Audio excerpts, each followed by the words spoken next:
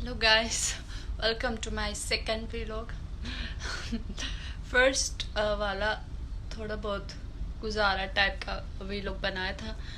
First था वो तो इम्प्रूवमेंट टाइम के साथ आती है. तो as you know I am Adina और अदीना सरफराज. तो मैंने आज अपनी स्टोरी शेयर करनी थी आप लोगों के साथ. तो let's get started. Starting with my name. Okay, again. As you all know, I am Atina Sarfraz, belongs to Hunza, Pakistan. लेकिन मैं पिछले 5 साल से इस्लामाबाद में रहती थी ड्यू टू माई यूनिवर्सिटी. मैंने ग्रेजुएशन इस्लामाबाद से की. आवाज़ आ रही? होप सो आ रही होगी. मैंने ग्रेजुएशन इस्लामाबाद से की है. तो SZABIST university I graduated from SZABIST university Islamabad in media studies back in 2022. 1 साल हो गया मेरे ग्रेजुएशन को.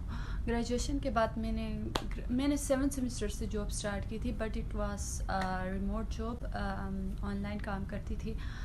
फिर उसके बाद मैंने काफ़ी डिफरेंट सारी जगहों पे काम किया, बट पाकिस्तान में बिल्कुल इतने पे नहीं देते.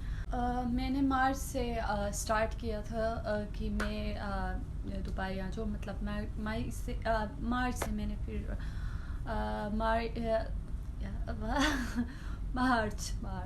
मार्च में फिर मैंने अपना पासपोर्ट वगैरह बनाने के लिए मैंने अप्लाई किया था. मैं हुंजा की हूँ, तो मेरा पासपोर्ट भी हुंजा में बनता है.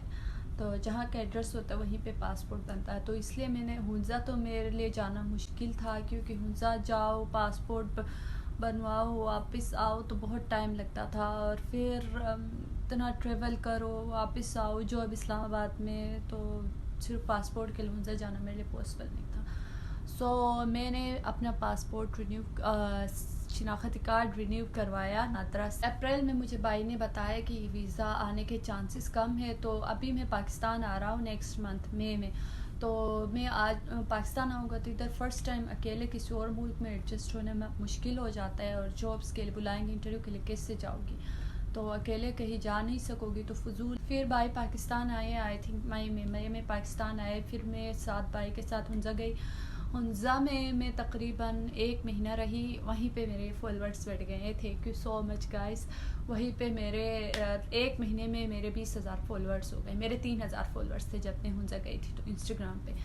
फिर उसके बाद 1 महीने बाद भाई ने कहा कि वीज़ा के लिए अप्लाई करते हैं आने के टाइम. जब भाई का जाने का टाइम हुआ दुबई वापसी का, तो भाई ने वीज़ा के लिए अप्लाई किया, लेकिन मेरा वीज़ा नहीं आया. मैं पहले फिर वापस में इस्लामाबाद आई, किसी जॉब के लिए अप्लाई किया, मुझे जॉब मिल गई. मैंने जॉब ज्वाइन किया, क्योंकि मुझे कोई आइडिया नहीं था कि वीज़ा आएगा या नहीं आएगा.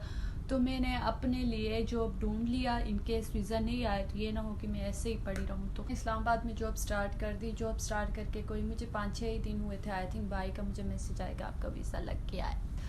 तो वीज़ा कैसे अप्लाई किया भाई ने?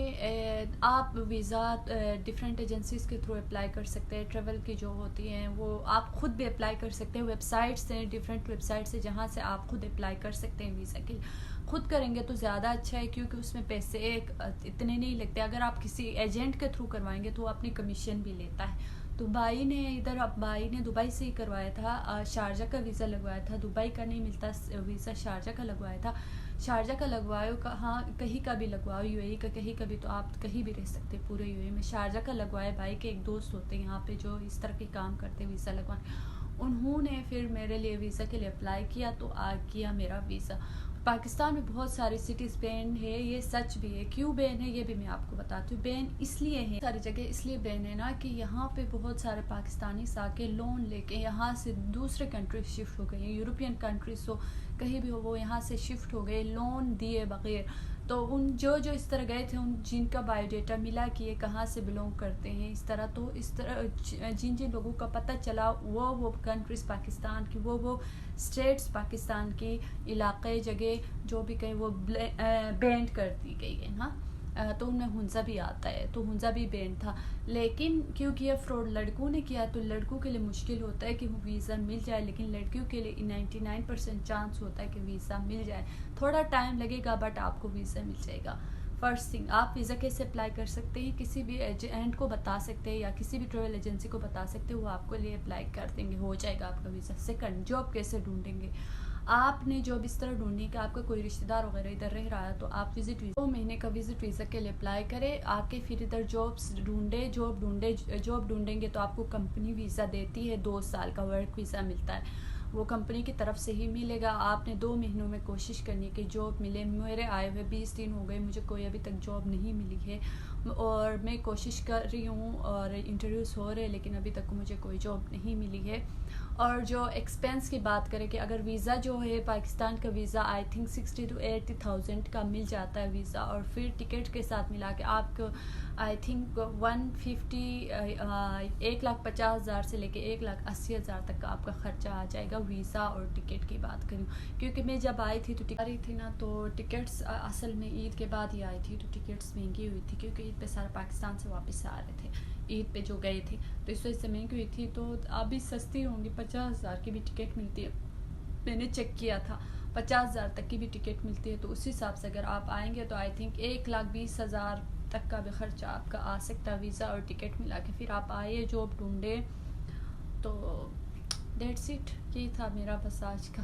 اور جو بھی نیکسٹ کوشچنس ہے آپ کے، اور کوئی بھی چیزیں پوچھنا چاہتے تو آپ کمنٹس کر کے نیچے مجھے پوچھیں، تو میں نیکسٹ ایک اور ویڈیو بناؤں گی جس میں ساری چیزیں بتاؤں گی. تو like, comment, share and subscribe. Thank you so much, bye.